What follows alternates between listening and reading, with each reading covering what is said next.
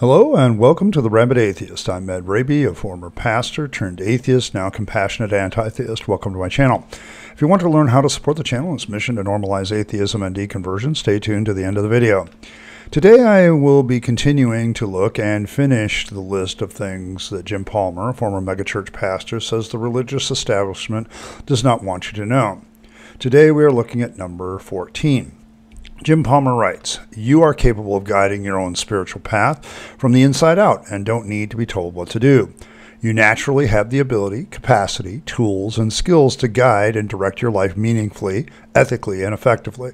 Through the use of your fundamental human faculties such as critical thinking, empathy, reason, conscience, and intuition, you can capably lead your life. You have the choice to cultivate a spirituality that doesn't require you to be inadequate, powerless, weak, and lacking, but one that empowers you towards strength, vitality, wholeness, and the fulfillment of your highest potentialities and possibilities."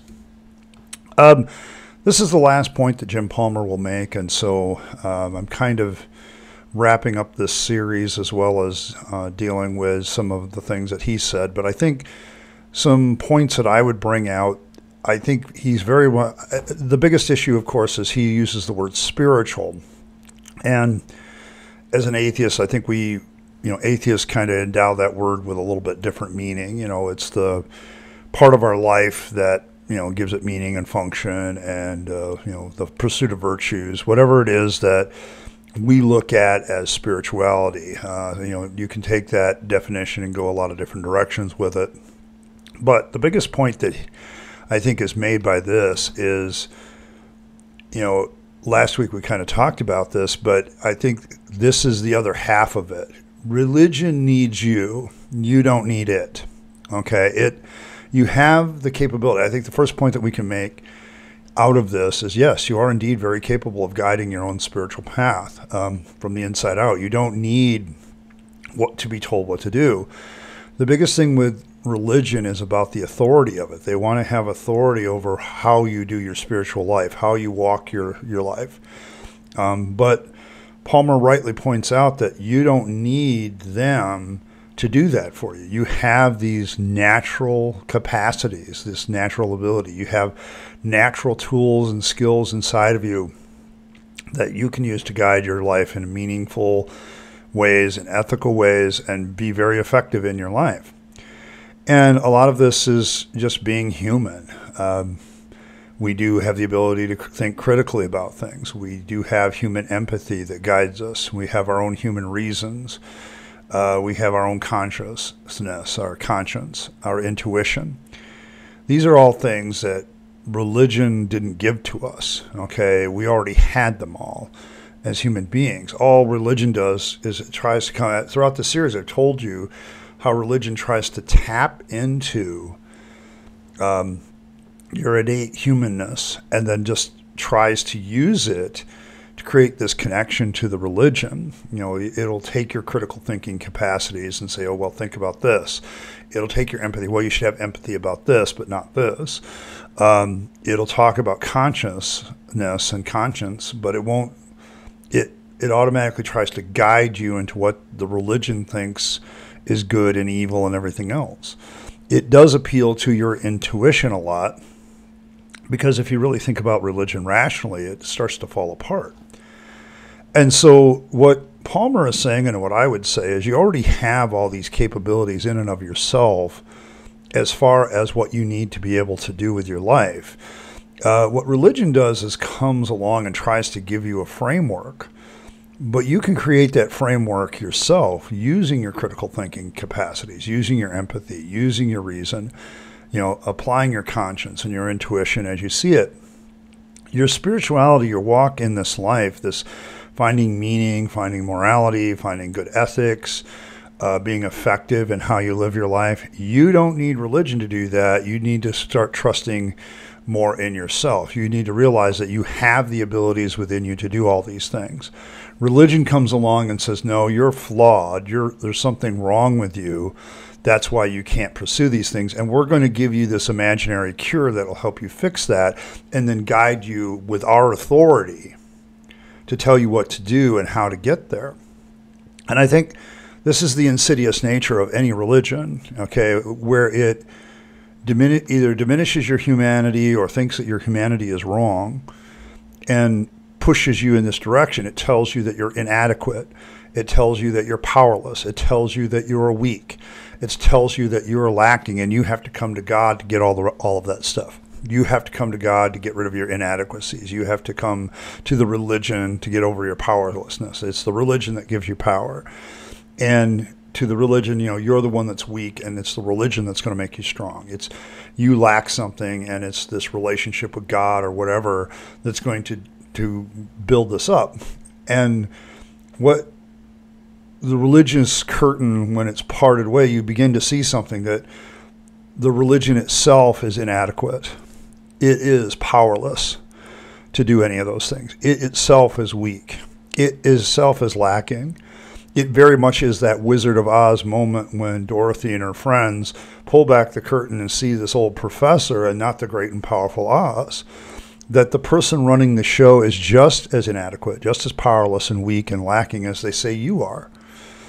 But they're using the fear of it. They're using the tactics of religion to keep you in there thinking that you're going to get strength from them. You're going to get vitality and wholeness and fulfillment out of the religion.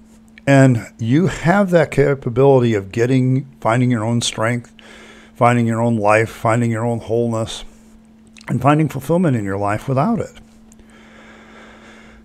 And this is what, for me, this has been one of the greatest revelations of my life, is that religion is weak and powerlessness without people to follow it. Okay, if nobody follows a religion, the religion is useless.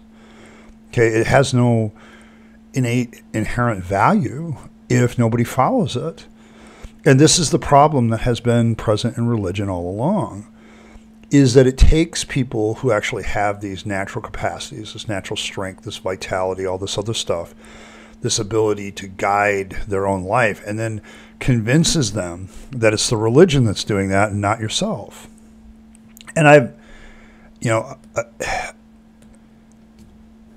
what religion has done is lied to you and said you're not adequate to do those things yourself. And I'm telling you that you are.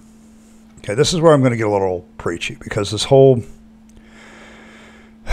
seeing behind the religious curtain, I hope some of you have come to realize that your religion, whatever it was or continues to be, tells you a lot of things that it cannot verify.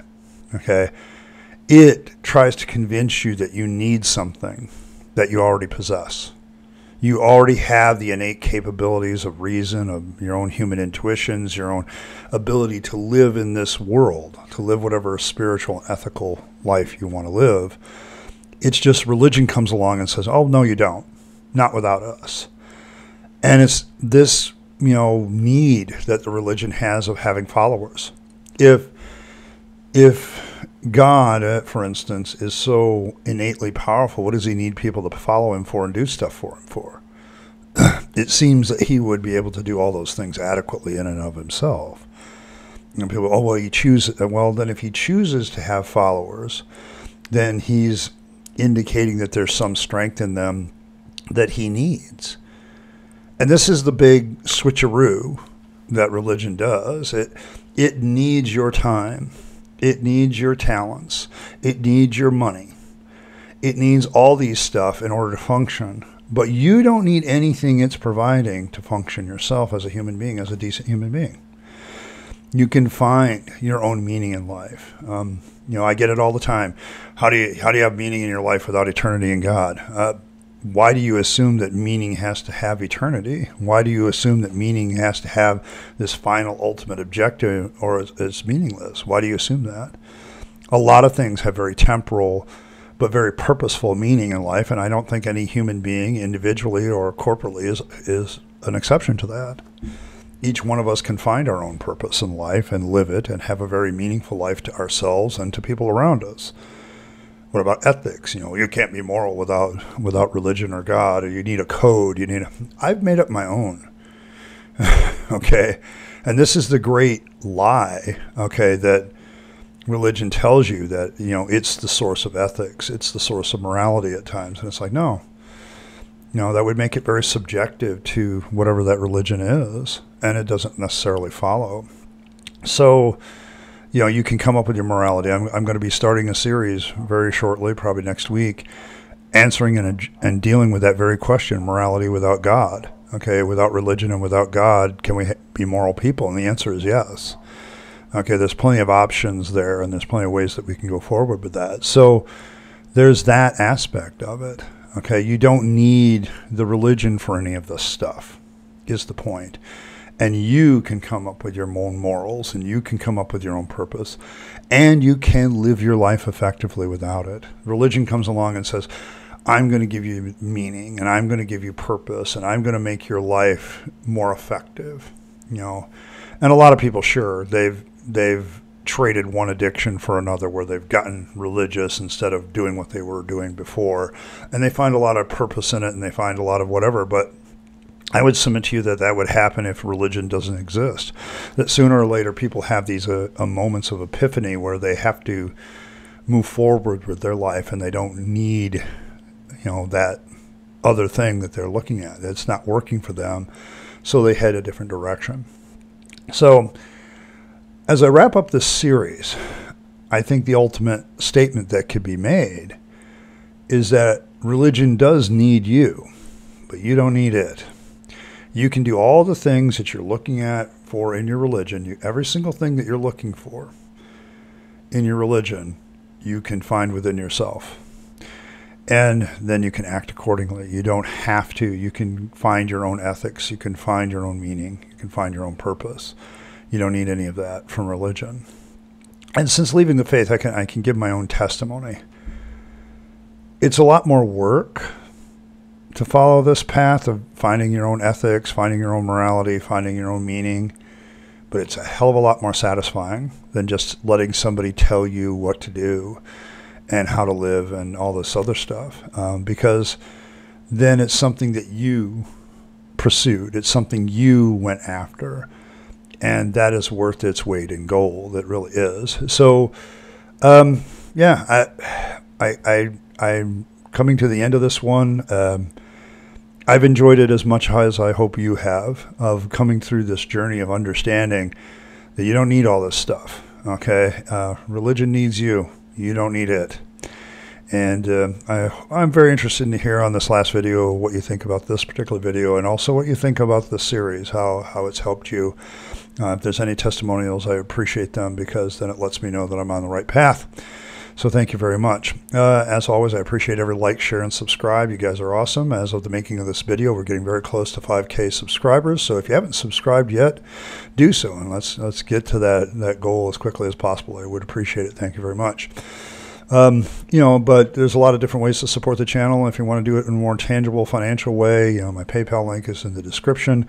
There's also, super chat, super thanks. Those are always greatly appreciated by me. And I try to, if I missed you, I apologize, because I always try to find those and make sure you get a personal thanks from me. So thank you very much. And also the best way is membership. Become a citizen of the Rabyd Nation. That monthly support really helps me focus more on the content that you guys love and enjoy, instead of, worrying about what the YouTube algorithms wants for ad revenue all the time. So thank you to my citizens, to my Rabyd citizens, and to my Tribunes. You guys are awesome. The membership roster continues to grow, so thank you very much. And as always, live your best life. You only get one go around, and then it's over. So don't waste your time on the trappings of religion and faith. You don't need it. They need you. And instead, invest all your time, your money, opportunities into yourself, finding your own purpose and meaning, and into your family and friends that you love and care for, and to make this a better world. You'll be happier if you do. Trust me, I speak from experience. And as always, thanks for stopping by, and I'll catch you next time.